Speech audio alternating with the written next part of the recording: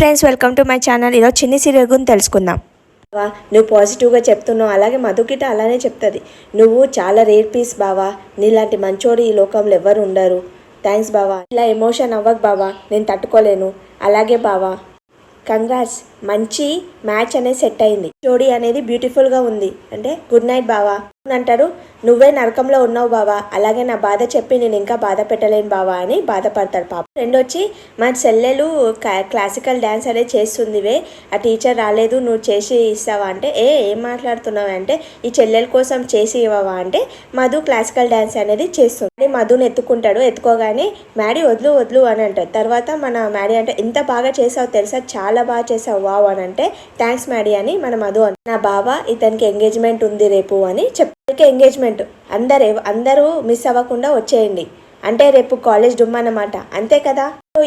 అలా ఉన్నావు మధు పెళ్లికి ఎలా ఆడావిడ్ చేసావో అలాగే మా బావ పెళ్లిలో గిట్ట నువ్వు ఆ డోస్ అనేది పెంచాలి, మీరు అందరు తప్పకుండా రావాలి అంటే అందరు సరే డాడీ వస్తాను అని అంటారు. మనలోకి నాకు ల్యాబ్లో పని ఉందని వెళ్ళిపోతాను. కొడుకు అలా ఉన్నావు బావా, నేను శ్రేయ ఫ్రెండ్స్కి చెప్పేసి వస్తాను ఓకేనా, నేను రమ్మంటావా అంటే లేదు అవసరం లేదు నేనే వెళ్ళేసి వస్తానని వెళ్తాను. ఎంగేజ్మెంట్లో నీ డ్యాన్స్ అదరగొడతావు అన్నమాట. అయ్యో బాబు, నాకు మా ఫ్రెండ్ వాళ్ళ చెల్లికి కొంచెం డ్యాన్స్ కావాలి అంటే నేను చేసి ఇచ్చాను అంతే, నాకేమంతగా డ్యాన్స్ రాదు బాబు అని అంటాడు. నాకేంటి నువ్వు లేడీ మైకల్ జాక్సన్లా కనిపించావు. ఇంకా మన మ్యాడీ అనేది కొట్టడానికి వెళ్తుంటే వాళ్ళ ఫ్రెండ్ అంటది, రాధాకృష్ణ మీరు ఎంత బాగున్నారు రాధాకృష్ణలాగా కృష్ణ, వీళ్ళిద్దరిని ఎలాగైనా కలిపేయండి అయ్యా అని దేవునికి కోరుకుంటుంది. వచ్చేసి బయట నిలబడి బాధపడుతుంది. వీడేంటి ఎంగేజ్మెంట్ అంటున్నాడు, సిచ్యువేషన్ ఏమైనా చేంజ్ అవుతుందా ఏంటి అని బాధపడుతుంది. అంత టెన్షన్గా ఉన్నావు, టెన్షన్ పడక ఏం చేస్తారు వరుణ్, నీకు రెడీ అయిపోవాలా అంటే ఎవరైనా వింటారేమో మెల్లిగా అంటే ఎవరైనా వింటారని నీకు భయం, కానీ నా గురించి నువ్వు పట్టించుకోవని లోకి అంటే అలా అన్నకు లోయి మళ్ళీ ఇంకెలా అనాలి వరుణ్, నేను పిచ్చిదాన్ని చేస్తున్నావా, రేపు నీ ఎంగేజ్మెంట్, నా ఎంగేజ్మెంట్ మాత్రమే పెళ్లి కాదు అని వరుణ్ చెప్తారు లోయికి. అప్పుడే శ్రేయ వస్తుంది. ఎంగేజ్మెంట్కి ఇన్వైట్ చేయడానికి వచ్చావా, అవును సరే అంటుంది, మీ ఇద్దరికి ఒక సర్ప్రైజ్ అని చెప్తుంది. చెప్పగానే ఆ పెళ్లి కూతురు వస్తుంది. రాగానే ఇద్దరు షాక్ అయిపోతారు. మన శ్రేయ అంటుంది, ఏంటి నేను మీరు సర్ప్రైజ్ అవుతారంటే షాక్ అయ్యారేంటి అని.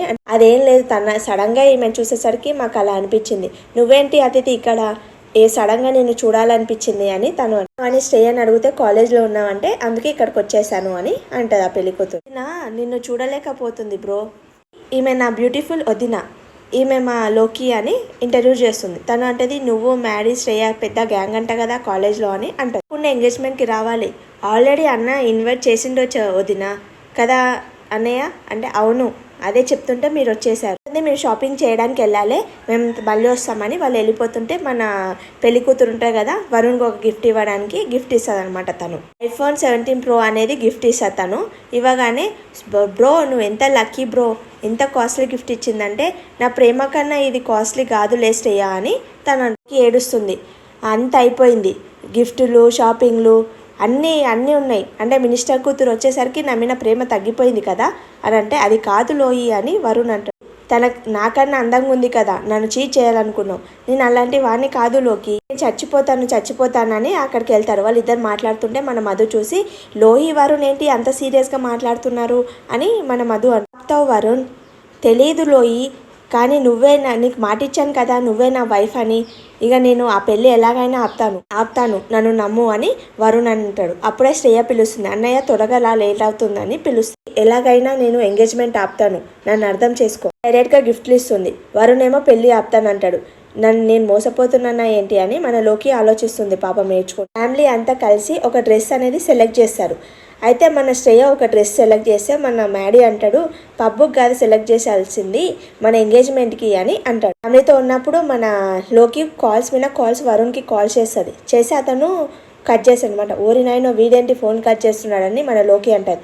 తర్వాత మెసేజ్ అతను చేశాడనమాట, నేను పనిలో ఉన్నాను తర్వాత కాల్ చేశానని పెడతాడు. ఇదేంటి ఇలా మెసేజ్ చేశాడు, నువ్వు మీ ఇంట్లో చెప్పావా లేదా మన విషయం అని లోకి మెసేజ్ చేస్తాడు. మూడీగా కూర్చోగానే వాళ్ళ మామయ్య అంటాడు, ఏంటి వరుణ్ అలా ఉన్నావు, డ్రెస్సెస్ నచ్చలేవా అని అంటాడు. అంటే అదేం లేదు మామయ్య, నీతో అర్జెంట్గా ఒక విషయం మాట్లాడాలి అనేసరికి మినిస్టర్ గారు ఫోన్ చేశారు. ఇగో మీ మామయ్య కాల్ చేశారు చూడు అని అంటాడు. రేపు ఎంగేజ్మెంట్కి సీఎం గారు గిట్ట వస్తారని చెప్తాడు.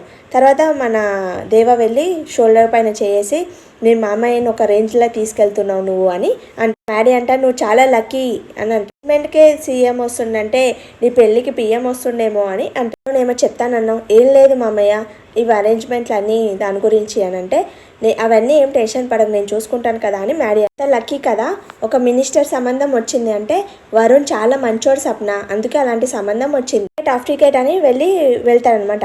వెళ్ళగానే అతను నువ్వెందుకమ్మా చిన్ని, నువ్వెందుకు వచ్చావు, ఎవరైనా చూస్తే బాగుండదు, నువ్వు వెళ్ళిపో అని